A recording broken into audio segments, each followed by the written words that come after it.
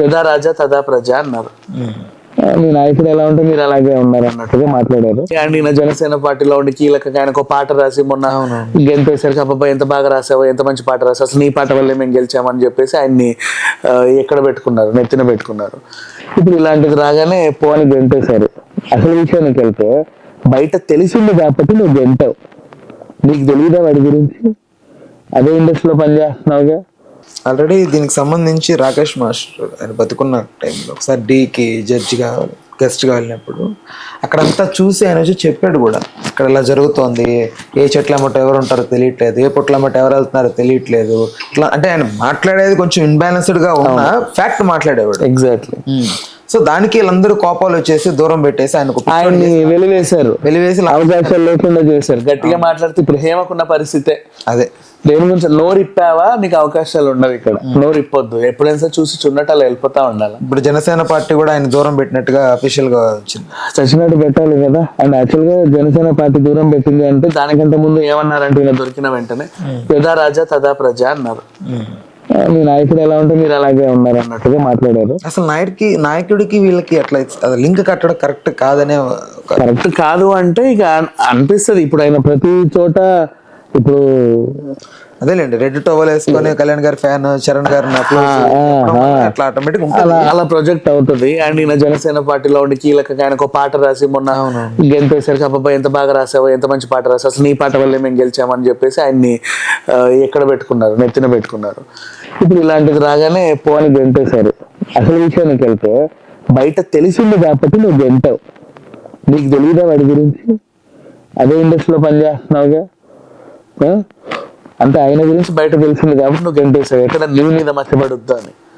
అది నువ్వు పెట్టుకున్నప్పుడు తెలియదా వాడు ఎలాంటి వాడని. ఎవడు పడితే వాడు వచ్చేసి కండవ కప్పి చేర్చేసుకుంటావా, ముందు వెనక ఆలోచించుకోవు. వాడి బ్యాక్గ్రౌండ్ ఏంటి, వాడు ఏంటి, ఇదేంటి. సరే బయట రాజకీయ నాయకులు అంటే తెలిసి తెలియకుండా ఎప్పుడో రాష్ట్రాలు బయటపడతా ఉంటాయి. వీళ్ళందరూ ఇండస్ట్రీ మనుషులే కదా, రోజు నీ చుట్టుపక్కల తిరిగే వాళ్ళతోనే పనిచేస్తున్నాడు. అతను ఏంటి అనేది అందరికీ తెలుసు. ఒక ఇద్దరు ముగ్గురు అడిగితే ఏంటి పలానా మాస్టర్ అంట మనం చేర్చుకుందామా, అదే మంచి ఫేమస్ అయినా చేర్చుకుందాం, నీ పొందా వాడు ఎలాంటి వాడో తెలియదు, నువ్వు పార్టీలో చేర్చుకుంటావు. సరే సినిమాలో అంటే సరిపోయింది, రేపు నీ పార్టీలో కూడా ఏ పిల్లో నచ్చుద్ది, వీళ్ళు దోకాడు అనుకో, నీకు ఎలా ఉంటుంది నీ పరువు, ఏం చేస్తావు, ఎక్కడ పెట్టుకుంటావు. అందుకని చెప్పేసి అంటారు. అనడం కరెక్ట్ కాదు అంటే అనడమే కరెక్ట్. నువ్వు ఎప్పుడు ఎవరిని పెట్టుకుంటున్నావో, ఊరికే ఫేమస్ ఉంది కదా, 10 మందికి తెలుసు కదా అని పెట్టుకో. మాకు 10 మందికి తెలిసిన వాడు తెలియకుండా ఎన్ని పనులు చేస్తున్నాడో తెలుసుకో, అది సంగతి. అండ్ ఓవరాల్ గా చూసుకుంటే ఇండస్ట్రీ మీద ఇలాంటివి ఎలా అంటే ఎంత మాత్రం ప్రభావం చూపెడతా. ఆల్రెడీ హేమ గారిది ఒకటి వచ్చింది, కాస్టింగ్ కోచ్ ఎప్పటి నుంచో ఒకటి వినపడుతుంది. ఇండస్ట్రీకి కొత్త వాళ్ళు రావాలంటే భయపడుతున్నారు, తల్లిదండ్రులు పంపించాలంటే భయపడుతున్నారు. ఇలాంటి వాళ్ళ వల్ల ఎంత మేరకు డ్యామేజ్ జరుగుతుంది ఇండస్ట్రీకి. రావాలన్న కోరిక ఉంటుంది, అద్దంలో మోహన్ చూసుకొని గోడ దూకొచ్చేస్తారు. ఇక్కడికి వచ్చాక వీళ్ళ కష్టాలు మళ్ళీ తిరిగి ఇంటికా పోలేరు, వెళ్తే సక్సెస్ అయ్యే వెళ్ళాలి అని ఇక్కడే కూర్చుంటారు. ఆ సక్సెస్ కోసం వీళ్ళు పడిగాపులు కాచే టైంలో ఎన్నో చేతులు పడతా ఉంటాయి. అవన్నీ దాటుకొని ముందుకెళ్లే వాళ్ళు కూడా ఉన్నారు. యాక్చువల్గా ఇప్పుడు ఇండస్ట్రీ అంటేనే ఇది అని చాలా మంది అంటున్నారు, కానీ డీసెంట్ గా సినిమాలు తీసుకుంటే హిట్లు కొట్టే కొన్ని టీమ్స్ కూడా బోల్డ్ అన్ని ఉన్నాయి.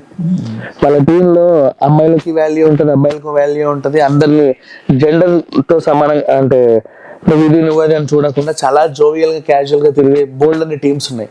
వాళ్ళు అదే ఫోకస్డ్ గా పనిచేసి అవార్డ్స్ గెలుచుకుంటారు, సినిమాలు హిట్లు చేసుకుంటారు, మళ్ళీ నెక్స్ట్ సినిమాలు కూడా తీసుకుంటూ వెళ్తారు. వాళ్ళ ఫోకస్ అంతా సినిమా. అలాంటి వాళ్ళు ఎంతమంది లేరు.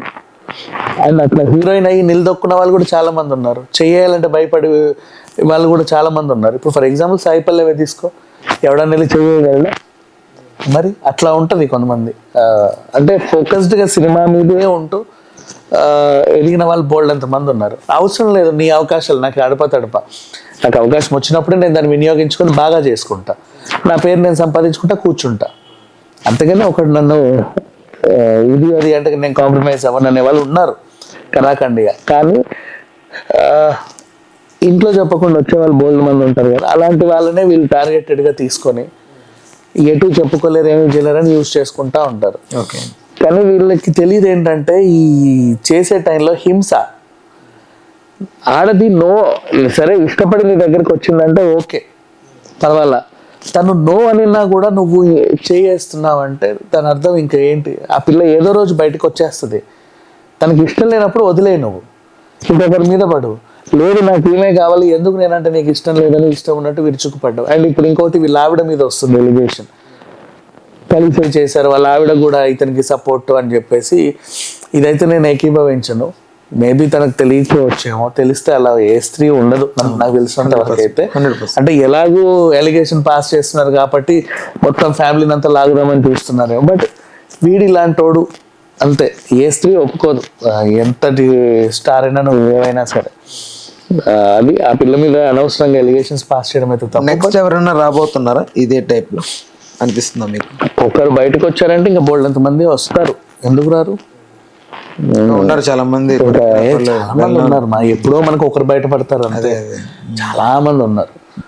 వాళ్ళకి ఏంటంటే బయటకు వచ్చి చెబితే ఎవరేమంటారో ఏంటో అని చెప్పి. ఇప్పుడు ఫేస్ట్ వెనకాల ఇండస్ట్రీ అంతా ఉంది, వచ్చింది. ఈయనలాగా ధైర్యం చేసి ముందుకు ఎవరు వచ్చినా సరే ఇండస్ట్రీ సపోర్ట్ చేస్తుంది. Please do subscribe to Telugu Rajyam channel. Please do subscribe to Telugu Rajyam channel. Please do subscribe to Telugu Rajyam channel. Hi అండి, నేను మీ ఆర్పీని, నెల్లూరు పెద్దారెడ్డి చేపల పులుసు ఓనర్ని. మీరు తెలుగు రాజ్యం అనే ఈ యూట్యూబ్ ఛానల్ సబ్స్క్రైబ్ చేసుకుని మంచి మంచి వీడియోలతో వస్తారు. Thank you so much. Hi people, I'm Sonakshi Verma and you please watch Telugu Rajyam and please subscribe to the channel.